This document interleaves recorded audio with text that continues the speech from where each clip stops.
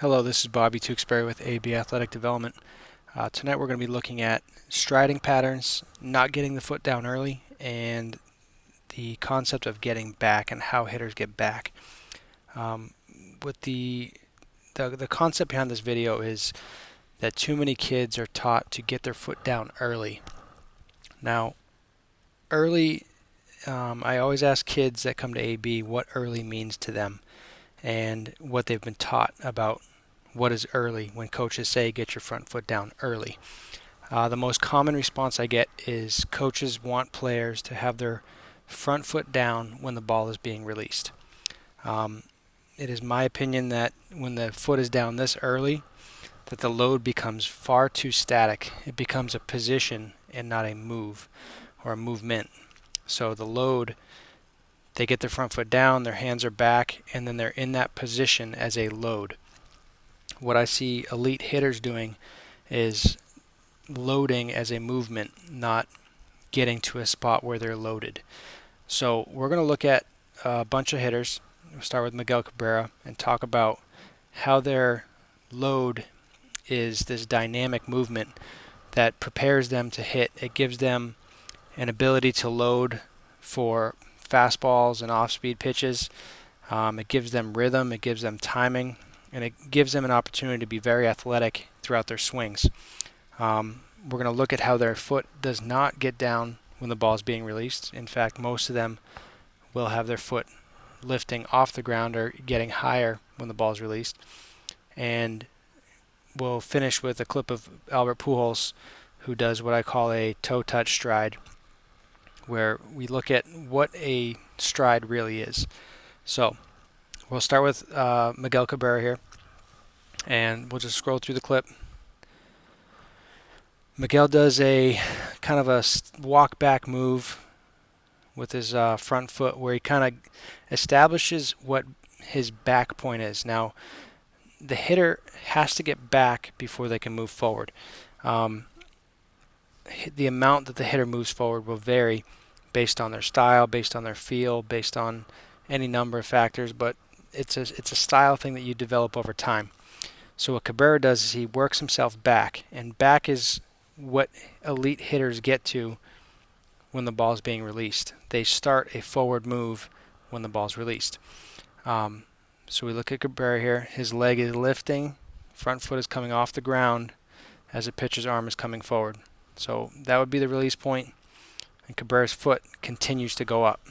He's got his foot here, ball's released here, and the foot continues to go up. Hands continue to go down as the ball is approaching home plate. So the concept here is that the load, again, is not a position that he gets to. From this point, he doesn't stop. There's no position that he achieves. And if you're teaching positions from when the ball is released to contact, then you're going to kill rhythm, you're going to kill timing, and you're not going to be athletic. The load is a movement. You have to read the pitch as you're loading. And this is something that youth hitters have a lot of trouble with, and I feel like when you get the foot down early, you're not teaching this critical component of the swing, that you have to move and load while you're reading the pitch. You can't see the ball until it's out of the pitcher's hand, maybe as the ball's coming out of the hand if you're seeing the ball really well. But the load happens, the movement of the load happens as you're reading the pitch. The foot is not down. In fact, Cabrera's foot doesn't come down until 4 or 5 frames to contact. A lot of people put emphasis on toe touch and heel down, and the more video you study, the more you realize that those checkpoints just don't stack up. They don't stand the test of video with all the adjustments that go on for off-speed pitches and locations and all the crazy stuff that pitchers throw up there. Toe touch and heel plant just aren't good checkpoints. The movement that is the load is very dynamic. It's very, very athletic. There's a ton of rhythm to it. And it creates resistance. It creates just a lot of athletic movement towards the pitch. And if you just get your foot down, If he was at this point right here with the foot down and he's just waiting, he's not going to get the same rhythm, and he's not going to have momentum as part of his power.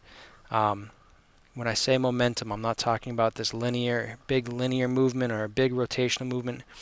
It is contained momentum. It's momentum that's generated by his mechanics. So foot down, much later, dynamic load, and everything is moving as soon as that ball is released. And this ball is crushed to left center. So we'll keep moving here. We'll look at some other hitters. This is Barry Bonds. Pretty good view over his shoulder here.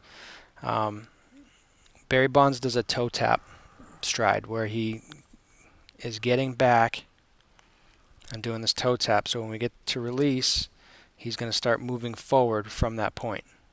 He's moving forward with his front foot in the air. He gets back, he gets closed, everything is back. You're going to see his bat finishing its tip after the ball is released. And I'm sure some people will make the argument that he's Barry Bonds, he was on steroids, supposedly, allegedly. He's a better athlete, I can't get away with this. It's a matter of when you start. A lot of this movement and getting back happens early, so he's setting himself up so that he can load properly and on time. You've got a lot of time. All this time that the pitcher's breaking his hand, bring the legs up, this is all time that you can use to get yourself ready to load. So get yourself back, and then you can move forward with your load from there. His foot's coming down here. His toe might be touching right there, but there's no weight going on, no weight shift. You can see the barrel finishes its tip, changes direction, and is accelerating backwards, rearward. It's turning as the foot's getting down. So he's not like just putting his foot down, just getting his hands back. This is a dynamic movement that more hitters should be taking advantage of. Next, we will look at Buster Posey. I really missed watching him hit this year. I think he's a really great young hitter in the game. We can see the pitcher's front glove side is moving out of the way there. Arms coming through, and check out how high Posey's leg is when this ball is being released. Clearly not down. This is almost like a position that a pitcher would move through to make to deliver a pitch to the plate. Foot is not down. Hands have not started going back yet. So from this point, he is back, and he's going to start moving forward with his load. He's reading the pitch as he moves forward, and he's got all this really great athletic movement, tremendous rhythm. If this was an off-speed pitch, he would just continue to load. That load's going to provide a lot of resistance behind him, so that'll keep his hands back, and we'll get into that stuff a lot more in future videos. But the key here is the foot. I mean, the ball's halfway to the plate, and his foot is just barely getting down, and he's just 5 frames from contact when the foot's even getting down. So the ball's more than halfway to the plate before his foot is down. And this is against Major League pitching. This isn't typical high school pitching, high 70s, low 80s. This is as good as it gets. Got Wade Boggs in here for people who are going to try to make an argument about this being about power. Wade Boggs has one of the most simple, flat, contact-based swings that you'll see. Carries his hands real low. The bat gets on plane really fast. The swing's really short. So even Wade, he gets a little bit of a walk back thing right there. You can see the front heel kind of lifts up. This is release. Ball's released through here, and you can see his foot is lifting as the ball is released. So this is not a power thing. I could put up Jose Bautista and show his huge leg kick and all that, but Wade Boggs actually lifts his foot up way later than Jose Bautista. His hands go back. They're going down here, and then they're going to go further back. They're moving away from the ball pretty much the whole time that the ball's moving to the plate. Foot is up. He's loading, loading, loading. This is not a position that he gets to. He's not getting his foot down and waiting.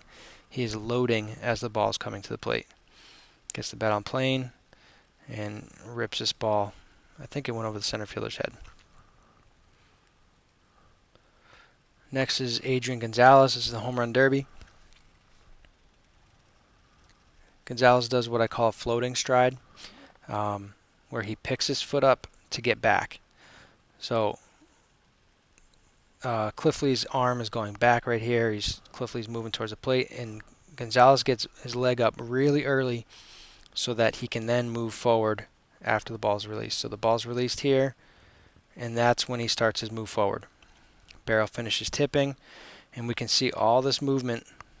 Rear elbow works down, lead arm stays up, that back hip is turning forward, and all of this is happening late. He's not getting to a point, stopping, and then throwing his hands to the ball. There's a ton of movement that needs to be taught, that needs to be learned, that just isn't happening. And that's kind of the whole point of this video, is I need to show that this foot is not down. He's not just waiting for this ball. You can see his foot off the ground. He's keeping it off the ground until the ball is really halfway to the plate, and the swing is very much underway by the time his foot is down. This is a really cool clip of Ryan Braun, and we'll kind of introduce the topic of what a running start is, where in one of these swings he's not going to finish the swing, but in both clips he gets very, very deep into the loading process. So on both sides we've got ball being released, ball being released. Again, his foot is in the air, it's not down.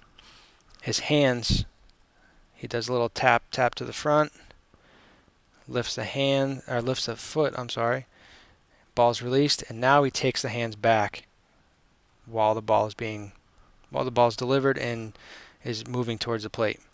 In both of these clips, I'm not even going to finish it to show which one he swings.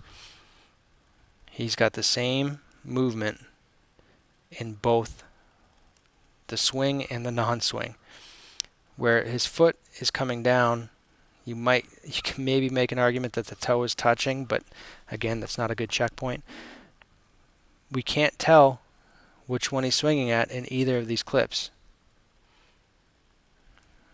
There's some indicators that you might pick up on, but the point is that he's getting extremely deep into his load, and that the load is not a static position. It's not a get the foot down, stop, read the pitch. He's reading the pitch while he's loading, and this gives him a tremendous, tremendous running start into his swing. One of these doesn't finish. One of them does. It's within 4 frames of the ball being hit. This is a running start. This is the load getting you started before you commit to the swing. The load will start your swing before the swing becomes a swing. It's weird wording, I know. I'll talk about it more in future videos, but the point is that this load is very, very dynamic. Troy Tulowitzki, going to go through this one quick. He's got some movement here with a little toe tap back. Pretty original style with the bat out like this. But again, the foot is coming off the ground as the ball is being released. Coming back down when the ball's about halfway. Something to look at is where the barrel's getting to, how the hands are not stopping, the barrel's not stopping, everything is moving all the way through from when the ball is released. Even before the ball is released, he's got a lot of movement that does not stop the entire time.